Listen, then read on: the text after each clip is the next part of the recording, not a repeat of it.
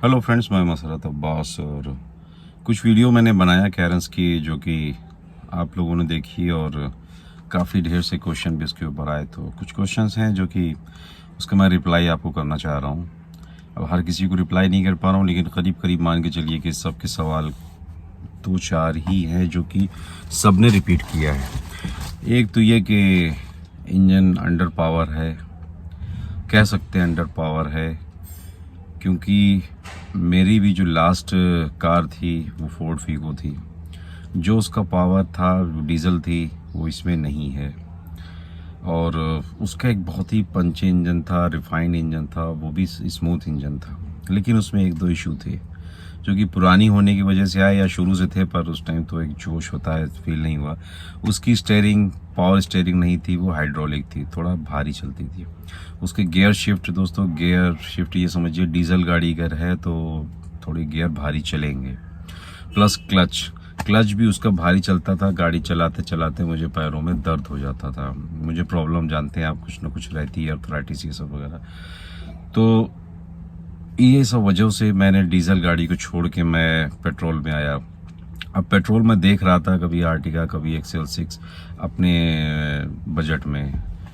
तो पर वो उतनी मुझे पसंद नहीं आती। तो आर्टिगा ये सब इतनी टैक्सी में चलती हैं, थोड़ा सा वो रहता था कि कुछ अलग से ली जाए। उसी टाइम कैरेंस लॉन्च हो गई। मैंने टेस्ट ड्राइव भी नहीं लिया, पर यह सुना कि इसमें जो है हुंडई का ही इंजन है, भाई दोनों एक ही कंपनी है, और 1.5 1500 सीसी का इंजन है। तो बिना किसी टेस्ट ड्राइव मैंने इस गाड़ी को बुक कर दिया और 4 महीना वेट किया, उसके बाद ये गाड़ी आई। लेकिन अब ये समझिए कि जो टेस्ट ड्राइव भी देते हैं वो डीजल गाड़ी पे ही देते हैं। तो उसकी डीजल भी मैंने चलाई, बहुत स्मूथ थी और पावर भी था उसमें। लेकिन हाँ, ये बात मैं अब भी कहूँगा, जो फोर्ड की गाड़ी में पावर था वो इनमें नहीं है। पर अब फोर्ड जब है ही नहीं तो उसको याद करके क्या फ़ायदा, फोर्ड तो अब चली गई है। तो अब एक हम लोग के पास समझिए एक ऐसी कंडीशन आ गई कि गाड़ी तो रखनी पड़ेगी, भाई एक ज़रूरत है घर की। तब जो कंपनी नहीं है उसका क्या करें।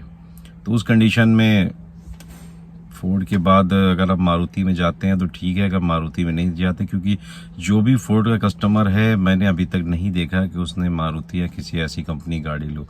वो या तो वॉक्सवैगन में जा रहा था या तो फिर हुंडई है, किस टाइम बेस्ट ऑप्शन बन चुका है। अब हुंडई गाड़ी उतनी ज़्यादा अवेलेबल नहीं करा पा रहा है, तो लोग किया की तरफ भी मूव करने लगे। धीरे धीरे किया ने इसी बात का फ़ायदा उठा के बहुत अच्छी मार्केट बना ली अपनी।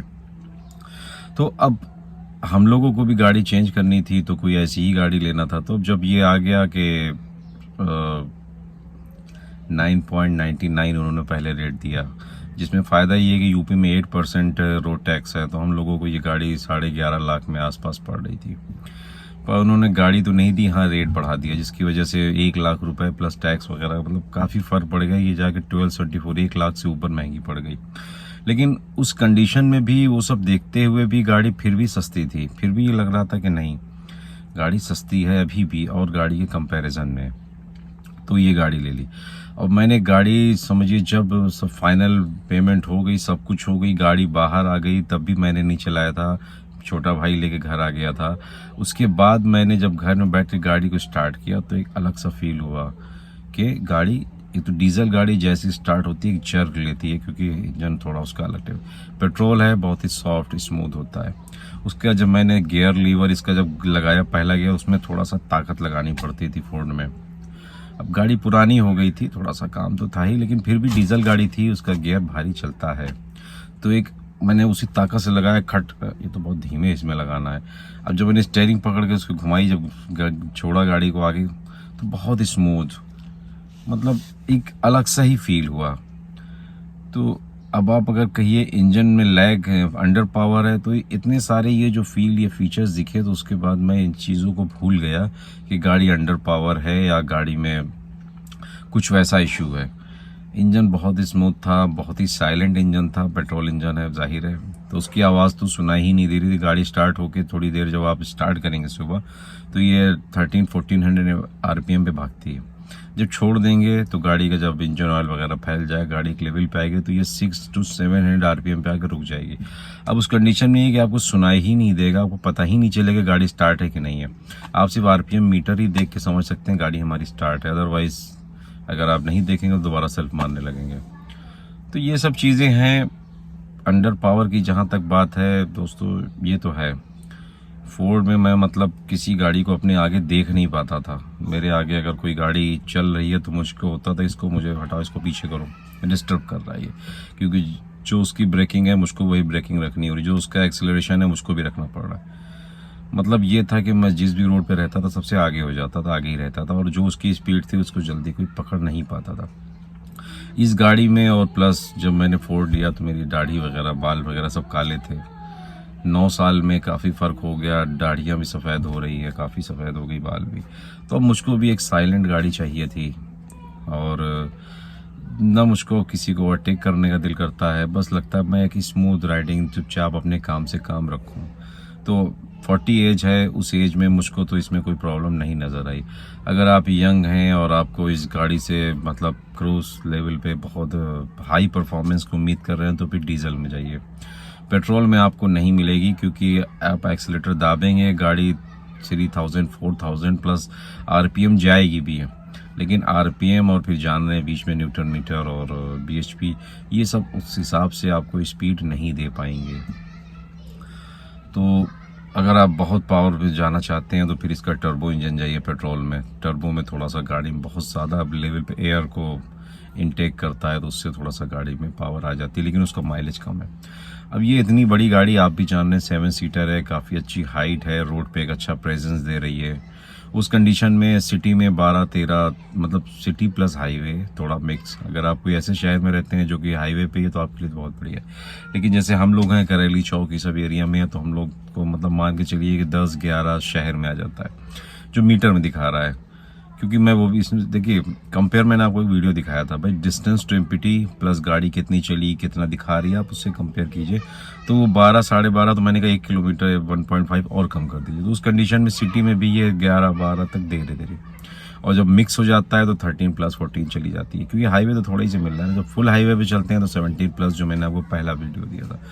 मतलब ये कि इंजन इसका बहुत ज़्यादा कोई हाईटेक वाली टेक्नोलॉजी तो नहीं है ना, कि इसमें लगा हुआ है बूस्टर लगा है और टर्बो, कुछ ऐसा नहीं है। नॉर्मल इंजन है, एक पेट्रोल का नॉर्मल इंजन जिसको बहुत ही रिफाइन किया गया है, एकदम जिससे कहिए देसी टाइप का इंजन। तो मुझे नहीं लगता ना इसमें जल्दी कोई प्रॉब्लम उस तरह की आने वाली, जैसे इंजन में टर्बो ख़राब हो जाए तो गाड़ी में स्मोक आने लगता है, ये सब चीज़। मतलब आपको लॉन्ग टर्म रखना है गाड़ी को, 10-12-15 साल रखना है, या आपने सोचा बस अब इसी पे ही ज़िंदगी चलनी है, तो उस लिए किया कैरेंस 1.5 पेट्रोल बहुत बेस्ट है। आपको अब 40 प्लस जा रहे हैं, आपको एक ऐसी स्मूथ गाड़ी चाहिए जिसमें आप पूरी फैमिली को लेके चल सकें और माइलेज भी आपको अच्छा मिले, प्लस एक रोड प्रेजेंस भी गाड़ी का है भाई, लंबी चौड़ी गाड़ी है और फीचर्स भी बहुत हैं। तो बहुत से लोग पूछ रहे हैं कि मैंने बुक किया है, मैं ले लूं, ले लीजिए, कोई डाउट नहीं है। लेकिन वही कहूँगा, अगर आपको बहुत ज़्यादा दौड़ाना भगाना है, बिल्कुल उड़ाना है, तो फिर डीजल में जाइए, क्योंकि डीजल में टर्बो भी है प्लस डीजल भी है। थोड़ा सा इंजन में एक पावर तो रहती है डीजल इंजन में, लेकिन अगर आप सुकून की राइड चाहते हैं और आराम से चलना चाहते हैं तो फिर 1.5 कॉस्ट में भी सही है और गाड़ी में भी कोई दिक्कत अभी तक मुझको नहीं आई। 1-2 दिक्कत जो मैंने बताई, हेडलाइट का इशू, कि इतना पैसा लेने के बाद भी हेडलाइट उस तरह नहीं है, मतलब ठीक है। अब जिस दिन बारिश हो जाएगी, जब ग्लास में जब ट्रांसपेरेंसी कम हो जाएगी तब दिक्कत होती है, और अदरवाइज़ ठीक है, चलता है। अब इस बीच मैंने बताया कल भी मैं गया था, रोज़ जा रहा हूँ 50-60 किलोमीटर सिटी से निकल के हाईवे में, फिर वापस आता हूँ 25 तक जाना, 25 तक आना, जिसमें 6-7 किलोमीटर हाईवे ठीक ठाक मिल जाता है। उसके बाद बाकी फिर थोड़ा कम ट्रैफिक, फिर जब घर से निकलता हूँ 8-10 किलोमीटर बहुत ज़्यादा ट्रैफिक, तो मिक्स में भी एवरेज जो है 13 तक टच कर जाता है। अब उसको मैं 1-1.5 कम कर दूँ तब भी 11.5-12 दे रही है। अब आप ये देखिए ना, आप XUV 700 भी लेते हैं, या डीजल की बात कर रहा हूँ, कोई भी गाड़ी लेते हैं जिसमें आप 20-22 लाख रुपए खर्च कर रहे हैं, थोड़ा पावर भी ज़्यादा दे रही है, लेकिन माइलेज तो वही है ना 10-11। अब आपको जो इतनी भी BS6 हैं, आप उसमें डीजल भी भराना है प्लस सल्फ्यूरिक भी डालना है, आप उसकी कॉस्टिंग जोड़िए, उस हिसाब से ये गाड़ी आपको बहुत सस्ती पड़ेगी। सिर्फ पेट्रोल डालना है, उसमें आप डीजल भी डालते रहिए, प्लस जो अलग से लिक्विड आता है सल्फ्यूरिक या सल्फर जो भी बोलते हैं उसको, वो अलग डालते रहिए। अब लोग इस चीज़ को नहीं जोड़ते, लोग खाली डीजल जोड़ते, ये नहीं देखते कि वो भी जल रहा है, वो भी कंज्यूम हो रहा है। उस हिसाब से जोड़ेंगे और इसके माइलेज को आप कंपेयर करेंगे तो आपको हर हाल में ये गाड़ी आज की डेट में अगर पेट्रोल में आप जा रहे हैं तो एक बहुत ही बेस्ट ऑप्शन है। आप मेरी वीडियोस देखिए, मैं पिछले कई सालों से वीडियोस बन रहा हूँ, ना मैं किसी कंपनी से स्पॉन्सर हूँ, क्योंकि इतनी वीडियो चलती नहीं भाई। मैं सिर्फ सच्ची बात कर देता हूँ, मैं न हर चीज़ की तारीफ़ ही कर रहा हूँ, जो है वही बताता हूँ। तो आप देखिए, मैंने कई गाड़ियों किया, लोगों ने उसी बेस पे गाड़ियाँ भी खरीदी, बाद में उन्होंने थैंक्स भी किया, आप उनके कमेंट्स वगैरह देखिए। तो मैं अब भी कह रहा हूँ, मैंने कैरेंस लिया अपने यूज़ के लिए, लेकिन एक ये भी था कि गाड़ी का जल्दी मिल जाएगी, तो बहुत से लोग वेटिंग में हैं, तो मैं उनको बता सकूँगा गाड़ी लेनी है कि नहीं लेनी। इसलिए नहीं बता दूँगा कि मैंने ले लिया, फंस गया, तुम भी फंस जाओ। हेडलाइट का इशू है, आपको गाड़ी लेते ही इसमें एलईडी या कुछ चेंजेस करने होगा। आप पूरी हेडलाइट चेंज करेंगे तो उसकी कॉस्टिंग 80,000 है अप्रॉक्स। तो बेहतर ये आप उसमें एलईडी या उस राम के जो जैसे इसमें 55 वाट या 65 वाट होगा, अब 100 वाट का लगवा दीजिए, तो परफॉर्मेंस उसकी इम्प्रूव हो जाएगी, लाइट इम्प्रूव हो जाएगी।